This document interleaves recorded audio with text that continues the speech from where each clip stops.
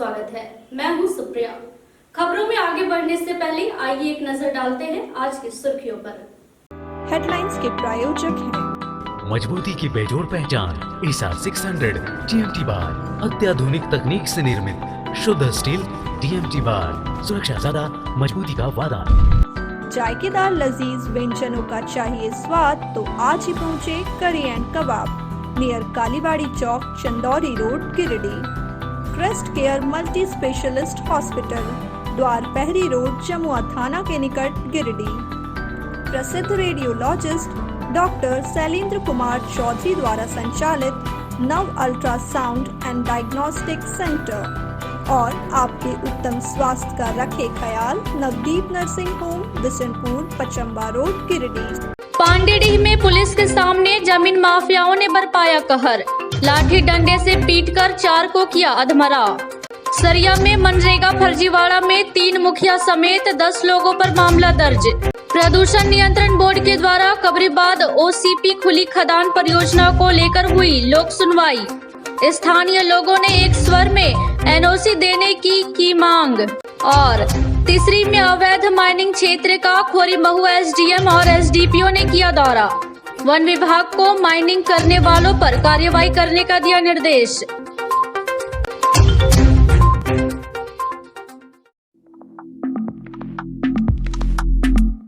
गिरिडीह शहर में इन दिनों जमीन माफियाओं की तूती बोल रही है।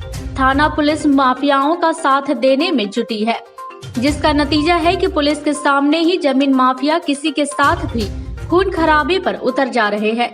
शनिवार को मुफस्सिल थाना क्षेत्र के पांडेडीह में मुफस्सिल पुलिस बल की मौजूदगी में जमीन माफिया रोहन सिंह उर्फ कर्मवीर, मनीष सिंह, अर्का घाट निवासी विष्णु गोप, छात्र यादव, छोटू रजक आदि लोगों ने शहर के अर्का घाट निवासी अशोक केसरी की जमीन पर जबरन कब्जा करने के नियत से बाउंड्री वॉल कर रहे थे। जब अशोक केसरी का परिवार इसका विरोध करने लगा तो पुलिस के सामने ही जमीन माफिया रोहन सिंह के गुर्गों ने अशोक केसरी व उनके भाई दीनानाथ केसरी, भतीजा टिंकू केसरी के साथ लाठी डंडा व रड से जमकर मारपीट किया। वहीं मुफस्सिल थाना के ASI सत्यदीप और पुलिस बल मुखदर्शक बनी रही। हालांकि इस मारपीट की घटना को देखने के बाद आसपास की महिलाओं ने इसका विरोध किया। तब जाकर अशोक केसरी व उनके घर वालों की जान बच पाई और जमीन माफिया रोहन सिंह भाग खड़ा हुआ। हालांकि पुलिस की नीयत इससे साफ है कि घायलों को ही बाद में गिरफ्तार कर थाने ले गई। घायल अशोक केसरी ने बताया कि उनकी पुश्तैनी जमीन को लेकर न्यायालय में मामला लंबित है। शनिवार की सुबह रोहन सिंह, मनीष सिंह, विष्णु गोप, छात्र यादव, छोटू रजक आदि लोगों ने उनकी जमीन पर जबरन कब्जा करने के लिए पुलिस की मौजूदगी में जबरन बाउंड्री वॉल देना शुरू कर दिया। जब उन्होंने इसका विरोध किया तो पुलिस की मौजूदगी में ही रोहन सिंह के गुर्गों ने उन लोगों के साथ मारपीट करना शुरू कर दिया। उन्होंने पुलिस पर भी भूमाफियाओं को संरक्षण देने का आरोप लगाया। कहा कि भूमाफिया पुलिस के संरक्षण में ही उन लोगों के साथ मारपीट की घटना को अंजाम दिया है। फिलहाल सभी घायलों का इलाज गिरिडीह सदर अस्पताल में चल रहा है। वहीं आरोपों से घिरे रोहन सिंह का मोबाइल स्विच ऑफ आ रहा है।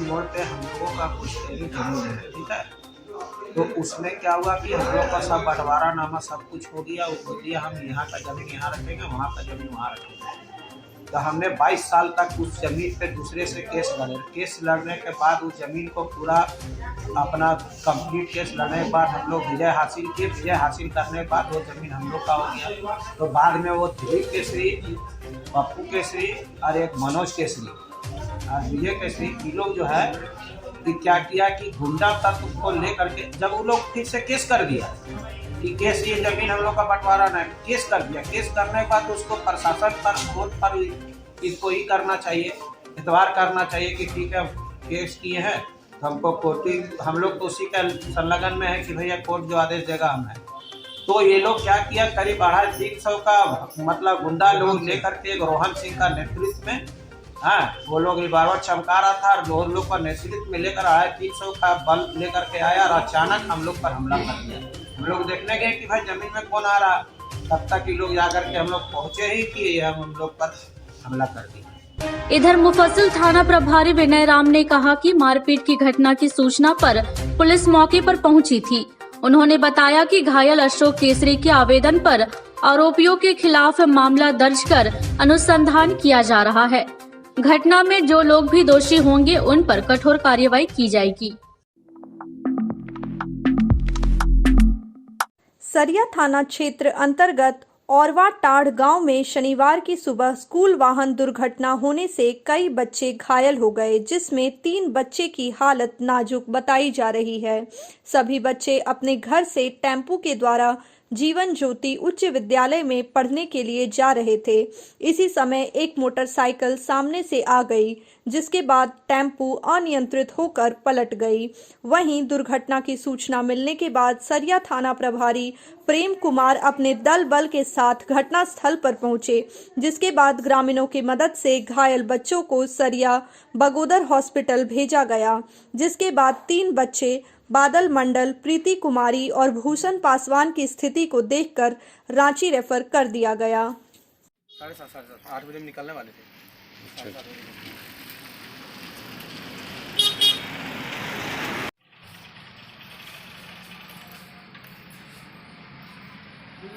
आज करीब सुबह 8 बजे दूरभाष के माध्यम से सूचना मिली कि ग्राम औरवाटाड़ स्थित जीवन ज्योति स्कूल, जिसमें कि 5 बच्चे जो हैं वो टेम्पो से स्कूल जा रहे थे। उसी क्रम में जो है टेम्पो जो है वो असंतुलित होकर दुर्घटनाग्रस्त हो गए, जिसमें से कि 5 बच्चे घायल हो गए, जिनको कि दल बल के साथ पहुँचकर ग्रामीणों के सहयोग से प्राथमिक इलाज हेतु बगोदर रेफर पर भेजा गया है एवं अग्रिम कार्रवाई की जा रही है।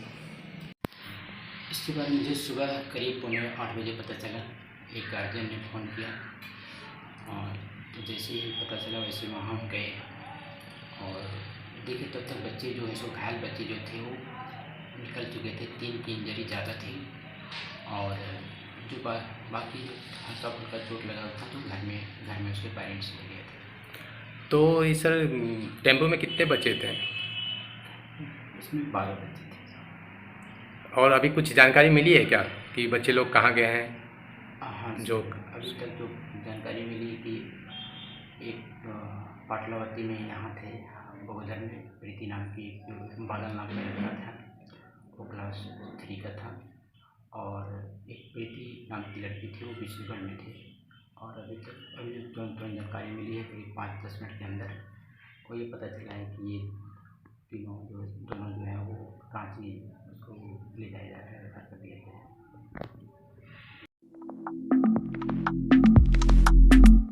सरिया प्रखंड में मनरेगा योजना में हुए भ्रष्टाचार के खिलाफ सरिया बीडीओ के आवेदन पर 3 मुखिया, रोजगार सेवक और पंचायत सेवक समेत 10 लोगों पर मामला दर्ज किया गया है। उप विकास आयुक्त के आदेश के बाद बीडीओ ने इन सभी पर मुकदमा दर्ज करवाया। बताया गया कि नगर केशवारी पंचायत के मुखिया, कैलाटाण पंचायत के मुखिया और मनरामू पंचायत के मुखिया के द्वारा रोजगार सेवक से मिली भगत कर मनरेगा योजना में बड़े पैमाने पर फर्जीवाड़ा किया गया था, जिसका खुलासा सामाजिक अंकेक्षण के दौरान हुआ, जिसके बाद उप विकास आयुक्त ने इन सभी के खिलाफ मामला दर्ज करने का आदेश बीडीओ को दिया था। सरिया थाना पुलिस ने बीडीओ के आवेदन के बाद तीनों मुखिया समेत सभी 10 लोगों के खिलाफ आईपीसी की धारा 420 और 406 के तहत मामला दर्ज कर अनुसंधान में जुट गई है। झारखंड राज्य प्रदूषण नियंत्रण परिषद के द्वारा ऑफिसर्स क्लब बनियाडीह में मेसर्स सेंट्रल कोलफील्ड्स लिमिटेड ढोरी क्षेत्र अंतर्गत कबरीबाद ओसीपी खुली खदान परियोजना के लिए पर्यावरण स्वीकृति हेतु लोक सुनवाई कार्यक्रम का आयोजन किया गया। लोक सुनवाई कार्यक्रम में बतौर मुख्य अतिथि गिरिडीह विधायक सुदेव कुमार सोनू, गांडेय विधायक डॉक्टर सरफराज अहमद, झारखंड प्रदूषण नियंत्रण बोर्ड रांची के कंसल्टिंग एग्जीक्यूटिव कुमार मणिभूषण, हजारीबाग से consulting executive Phaleshwar Kisku, additional collector Wilson Bhengra, colliery के प्रोजेक्ट ऑफिसर के साथ साथ अंचलाधिकारी रविभूषण प्रसाद, खनन पदाधिकारी समेत गिरिडीह कोलियरी क्षेत्र में रहने वाले सैकड़ों लोगों ने हिस्सा लिया। जन सुनवाई कार्यक्रम के दौरान स्थानीय लोगों ने एक स्वर में कोलियरी को पुनः चालू करने की मांग की और प्रदूषण नियंत्रण बोर्ड से तत्काल एनओसी देने की बात कही।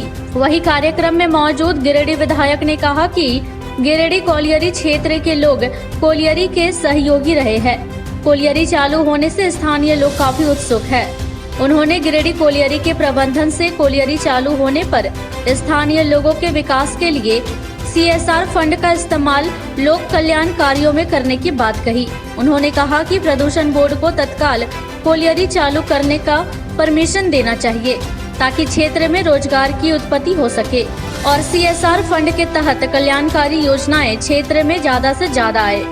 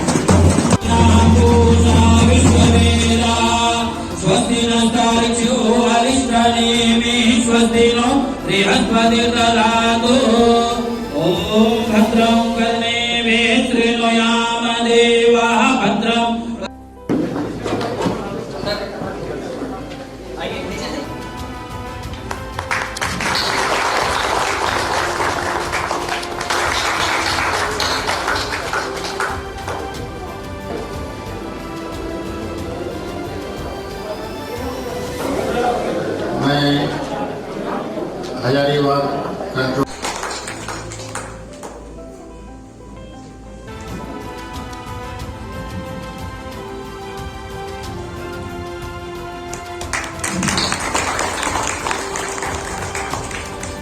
धन्यवाद।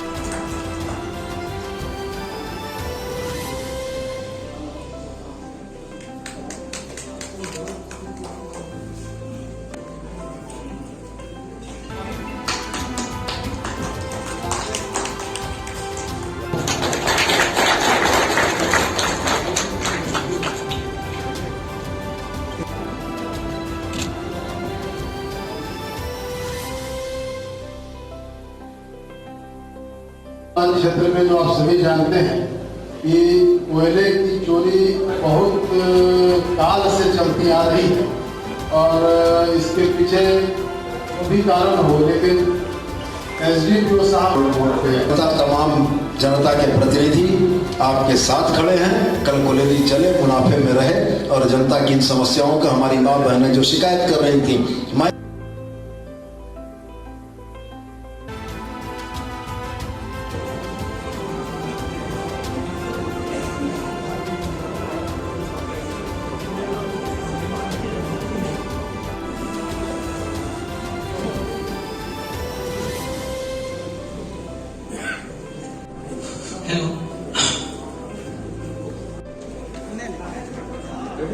सिर्फ यही कहना चाहता हूं कि 32 वर्षों के करियर में कोयले के अगल बगल रहे लोगों की कोयले के प्रति यह जो प्रेम है शायद आपने कहीं नहीं देखा होगा। यहाँ के लोग दिलो जान से चाहते हैं कि कोयले चले और हम आपसे यही आग्रह करना चाहते हैं कि हम लोग भी चाहते हैं, जनता यदि चाहती है तो उसका जनप्रतिनिधि भी वही चाहता है कि कोयले चले और यहाँ के लोगों का जीवन स्तर बेहतर हो। लेकिन साथ में हम आपसे जरूर एक बात कहेंगे कि कोयले को चालू करने की सारी ताकत, सारी मदद हमारे तरफ से आपको होगी ज़रूर। लेकिन GM साहब, जब कोयले चालू हो जाएगी तो CSR और जनता की सुविधाओं के मुद्दे पर भी हमारी नज़र उतनी मजबूत और बारीक होगी कि हम भी इस बात को देखेंगे कि लोगों की जो उम्मीदें आकांक्षाएं आपसे हैं वो उम्मीदें आकांक्षाएं पूरी हों। 57 से चल रही इस कोयले के साथ यहाँ के अगल बगल के लोगों के पीढ़ियों के रिश्ते हैं। वही मैंने कहा कि GM साहब इस बात का उल्लेख कर रहे थे कि उनका 32 साल का कार्यकाल हो गया, मैंने उन्हें बोला कि 32 वर्षों में कोलरी के बगल बसे हुए लोगों की ये उद्दाम इच्छा आपने नहीं देखी होगी कि हर एक वाहिद शख्स ये कह रहा था कोलरी चले। और जब लोग इतना शिद्दत से कोलरी को चलाना चाहते हैं तो कोलरी आप चलाएं, और कल कोलरी मुनाफे में रहे और बेहतर चले तो CSR और जनता की समस्याओं पर CCL की जो भागीदारी होनी चाहिए वो भी सुनिश्चित करें। और आज जिस तरीके से हम कोलरी को चलाने के लिए हर संभव प्रयास करने को तत्पर हैं, तैयार हैं, हम साथ में आपको ये भी कहते हैं कि कोलरी जब चलेगी तो CSR से जनता के हित की भलाई के जो मामले हैं उस पर भी हमारी बारीक नजर रहेगी कि जनता के सवालों को नजरअंदाज करके आप न जा सकें। तो मुझे बहुत उम्मीद है कि आने वाले 2 महीनों के अंदर में यह कोलरी पुनः उत्पादन में रहेगी और इस इलाके में रौनक होगी, लोगों के चेहरे पर मुस्कान होगी। नहीं चलने से बहुत परेशानी है, लोग पलायन कर रहे हैं, गरीबी, भुखमरी, बेरोजगारी बढ़ी है। कोलरी चलने से लोगों के अमन चैन शांति का माहौल होता था, अपने रोजगार ढूंढता था वहाँ, समझे। कोलरी जब बंद हो गया है ना तो मेरे इलाके में काफ़ी परेशानी हुई है, लोग बेरोजगार हो गए हैं, लोग मजदूर किसान जो है, महिलाएं जो है पलायन कर रहे हैं अपने पेट के लिए। तो बहुत ही परेशान है, लेकिन सबों को लोग जन सुनवाई में यही सामने आया। यहाँ की जनता को इसके लिए हम तहे दिल से शुक्रिया करते हैं कि सभी ने एक सुर से बोला कि कोलरी चलनी चाहिए। दूसरी चीज़ है, मैं प्रबंधन से भी चीज़ अस्वास्थ्य में सुना कि प्रबंधन ने भी बोला कि जो भी CSR के तहत आता है रूल रेगुलेशन में, वो भी हम उस ग्रामीण क्षेत्र को जो कोलरी चलाने में आज सहयोग कर रहा है उसके साथ कंधा से कंधा मिलाकर के भी वहां तक लाभ हम पहुंचाएंगे। BNS DAV पब्लिक स्कूल में हर्षोल्लास के साथ आर्य समाज के संस्थापक स्वामी दयानंद सरस्वती जी की जयंती मनाई गई। क्षेत्रीय निदेशक सह प्राचार्य DAV public school Jharkhand zone HK doctor P Hazra ने विद्यालय परिसर में स्थित स्वामी जी की प्रतिमा पर पुष्प अर्पित कर उन्हें शत शत नमन किया और कहा कि स्वामी दयानंद सरस्वती आधुनिक भारत के महान चिंतक, सनातन धर्म के महान ऋषि, वेदों के ज्ञाता, प्रसिद्ध समाज सुधारक, ओशवी संत एवं आर्य समाज के संस्थापक थे। समाज में व्याप्त पाखंड, ढोंग व कुरीतियों के विरोधी थे। आगे उन्होंने अपनी भावनाओं को प्रकट करते हुए कहा कि उनकी जयंती तभी सफल होगी जब भावी पीढ़ियां उनके आदर्शों को आत्मसात कर एक मजबूत और उन्नत समाज का निर्माण करने का संकल्प ले और आगे बढ़े।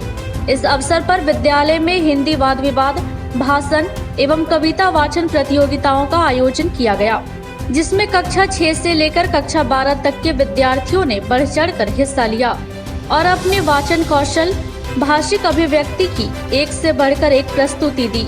कार्यक्रम को सफल बनाने में शिक्षकों, विद्यार्थियों एवं हाउस प्रतिनिधियों ने अहम भूमिका निभाई।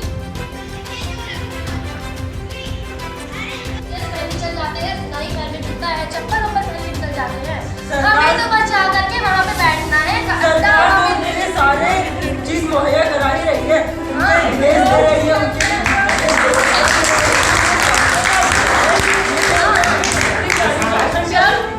शिक्षक ही बच्चे को नहीं पढ़ाएंगे, बच्चे कैसे पढ़ेंगे? कहाँ से है? लोग तो प्रदान कर रहा ना। ये टीचर भी कहते हैं जितना अच्छा प्राइवेट स्कूल में ना सरकारी स्कूल में नहीं होता है। उन्हें खाली चाहिए कि हम सरकार से पैसा लें, हम खाली सरकार से पैसा लें और चाय बैठे, चाय कॉफी पीके हो गया, उधर खत्म। पढ़ाते नहीं है, पढ़ाते तब बच्चे रहेंगे तब ना पढ़ाएंगे। बच्चे तो जाते ही खाने वाले छूट जाते हैं, खाने वाले चले जाते हैं, जब जाना है खाना है आना है, बस हो गया था। लोकतंत्र के बीच में ये सरकारी स्कूल और लोकतंत्र में ये पूरा अधिकार दिया गया है। सबको अपने अलग दल बना सकते हैं, अपने हिसाब से जी सकते हैं, अपने हिसाब से कपड़े पहन सकते हैं। तो इसमें वे अपने हिसाब की स्कूल में भी जा सकते हैं और वहाँ पर उनके पास पैसे ही नहीं है तो वो सरकार तो दे रही है ना, अभियान चला रही है सरकार दे रही है ना, पर वो सबको नहीं मिला है। एक बात है, हर बार अलग अलग करके बोल रहे। पहली बात की सरकारी स्कूल ये टीचर पर डिपेंड है ना कि लोकतंत्र सरकार जो भी है उसके ऊपर डिपेंड है। वो कैसे डिपेंड है? संसार में ऐसे तो कई शासन शैलियाँ हैं, परंतु सबसे अच्छी शासन शैली लोकतंत्र की। लोकतंत्र, संस्कृत में लोकतंत्र का अर्थ है जनतंत्र, मतलब जनता के द्वारा शासन। यह इसलिए भी अच्छा है क्योंकि लोकतंत्र में हमें बोलने की आज़ादी है। हम सरकार से सवाल कर सकते हैं, सरकार से जवाब मांग सकते हैं। हम खुद सरकार बनाते हैं और हम खुद सरकार गिराते हैं, बल्कि हम खुद सरकार बन सकते हैं। अपनी पूरी शान से आजादी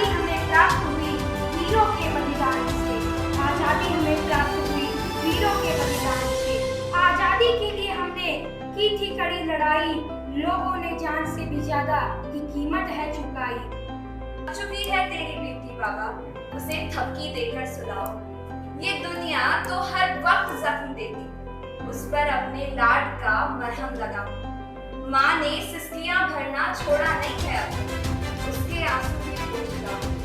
थक चुकी है तेरी बेटी बाबा, उसे थपकी देकर सुलाओ। अंधेरों से खिल चुकी, उजालों की ओर से हाथ बढ़ाओ। कहा था कि हर दिवाली कराओ, तो अब वो वादा निभाओ। थक चुकी है तेरी बेटी बाबा, उसे थपकी देकर सुलाओ।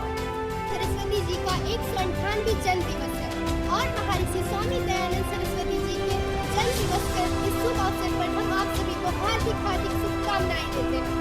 आज के इस जयंती के शुभ अवसर पर आइए हम सब मिलकर यह संकल्प लेते हैं कि हम इनके दर्शाए हुए मार्ग पर चलेंगे और एक स्वस्थ भारत का निर्माण करेंगे।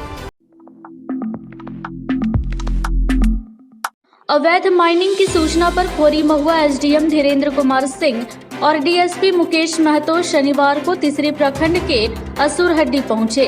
इस दौरान एसडीएम धीरेन्द्र कुमार सिंह अवैध माइनिंग के लिए किए गए गड्ढों का अवलोकन किया। इस दौरान उन्होंने कहा कि इस इलाके में अवैध माइनिंग जोर शोर से चल रही है, जिसमें जान माल की क्षति भी पहुंच सकती है, लिहाजा इन गड्ढों की जल्द से जल्द डोजरिंग करवाया जाए। वहीं डीएसपी मुकेश महतो ने कहा कि असुरहड्डी में अवैध माइनिंग करके बेरल पत्थर का धंधा किया जा रहा है। फॉरेस्ट विभाग को जल्द से जल्द असुरहड्डी के अवैध गड्ढे को जेसीबी से ध्वस्त करने का आदेश दिया गया है। आगे की कार्यवाही बहुत जल्द ही की जाएगी। इस टीम में पुलिस इंस्पेक्टर परमेश्वर लियांगी, तीसरी थाना प्रभारी पीकू प्रसाद, फॉरेस्टर जयप्रकाश यादव सहित पुलिस के कई जवान मौजूद थे।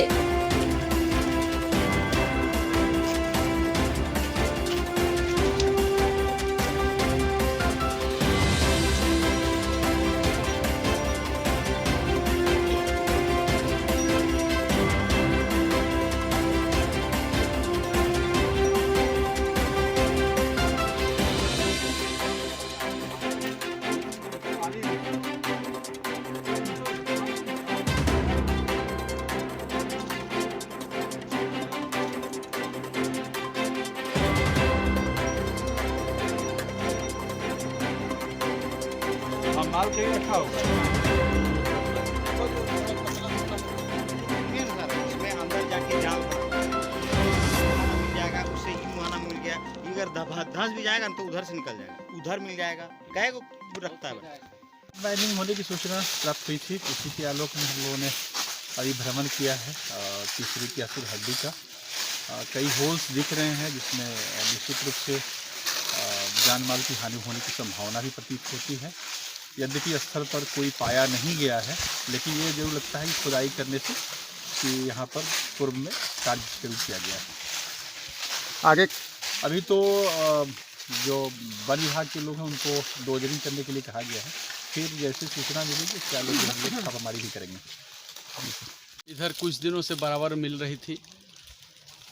ये असुरहड्डी ग्राम से सटा हुआ जो जंगल है, इसमें अवैध माइनिंग करके बैरल निकाला जाता है।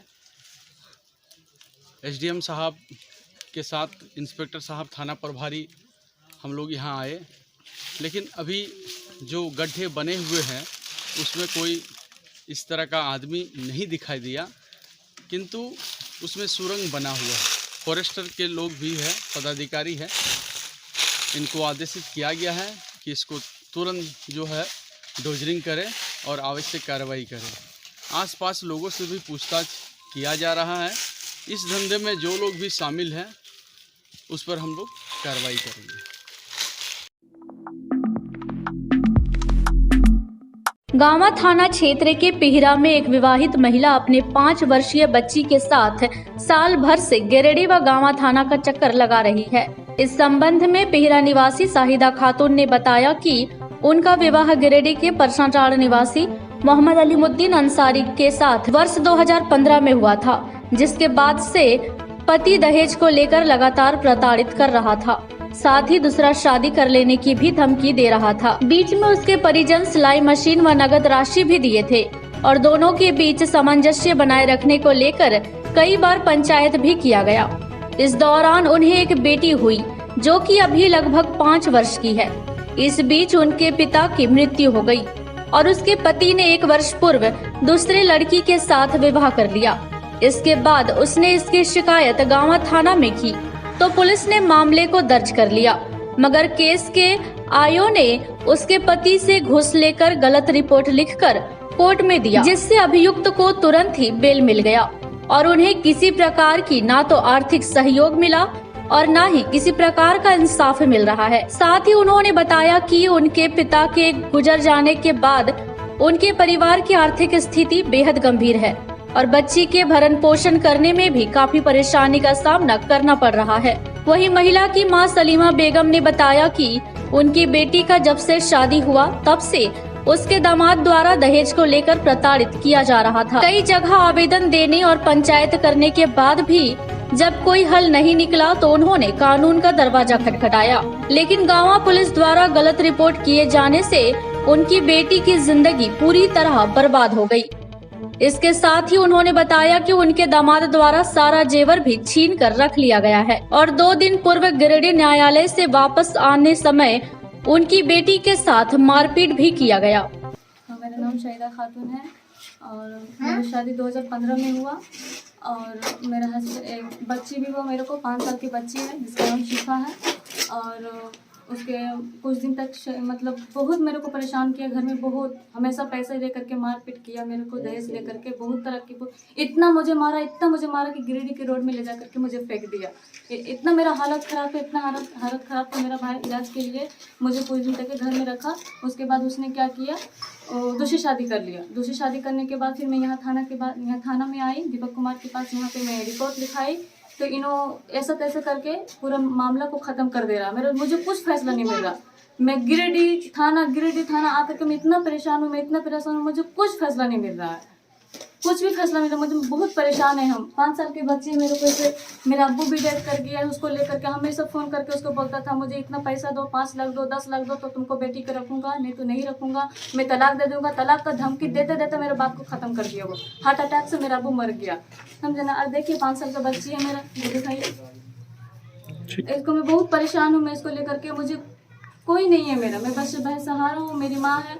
मैं जैसे तैसे करके भी ज़िंदगी बसर कर रही हूँ। मैं बहुत परेशान हूँ, मुझे इंसाफ चाहिए, फैसला चाहिए। मैं जब यहाँ रिपोर्ट लिखा रही हूँ तो मुझे कुछ भी, जब भी मैं यहाँ रहती तो मुझे डांट के भगा दे रहा था, कुछ भी फैसला नहीं हो रहा था। मैं फ़ोन कर रही थी थाना में कि क्या हो रहा, नहीं हो रहा, कुछ भी जवाब नहीं दे रहा था मेरे को। क्या होना चाहिए, ऐसी रहूँ, कुछ तो फैसला चाहिए ना मुझे ना। वो जब शादी कर लिया, क्या कानून का कोई नाम चीज़ नहीं है? कानून क्या मतलब क्या है, सिर्फ नाम का है। जब ये वर्दी पहना हुआ है, बैठा हुआ, तो कुछ तो फैसला चाहिए ना। कुछ भी इन लोग नहीं कर रहा मेरे लिए। क्या नाम है आपके हस्बैंड का?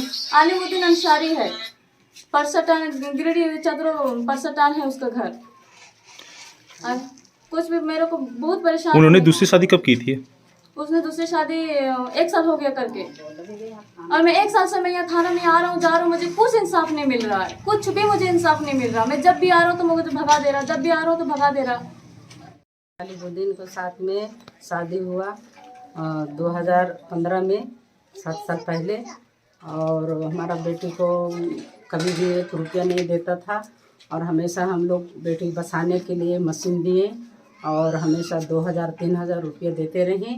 और फिर भी उन लोग 10,000 जाके 5 लाख बाप से लेके आओ, 2 लाख लेके आओ, इस तरीके से हमारा बेटी को टॉर्चर देते रहा। और बहुत मारपीट भी करता था, खाना भी नहीं खाने देता था। एक नौकर के जैसा वो खटाती थी, ईंटा पत्थर भी ढुलाता था।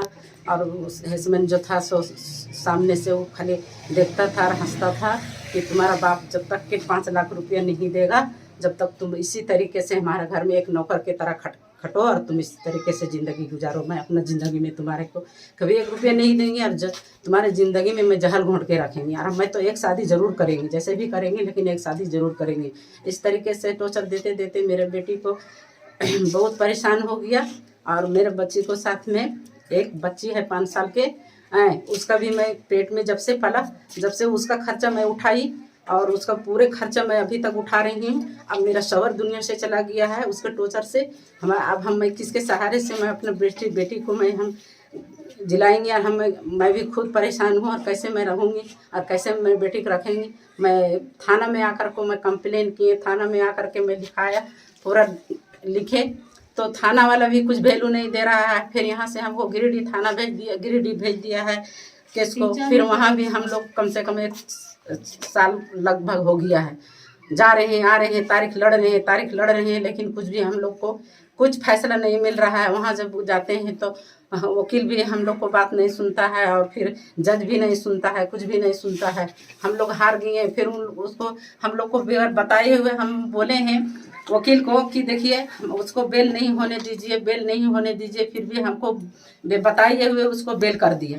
ठीक, फिर हम लोग जब यहाँ से फ़ोन लगाए वकील को पास में तो वकील बोल रहा है कि हाँ उसको बेल हो गया, तो मैं बहुत ये हो गई है, बहुत मायूस हो गई है। मैं बहुत रोई कि मैं बेटी को लिए मैं लड़ रहा हूँ लेकिन हमारा कोई फैसला नहीं मिल रहा है।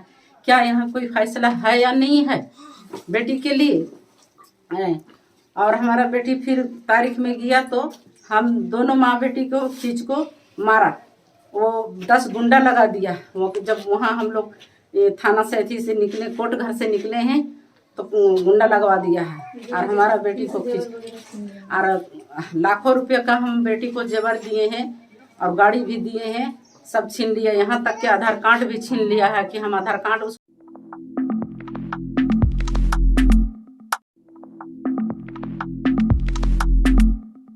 तो ये था हमारा आज का अंक। अगले अंक में फिर से होगी मुलाकात कुछ ताजा तरीन खबरों के साथ। तब तक के लिए दीजिए पूरी टीम को इजाजत। नमस्कार।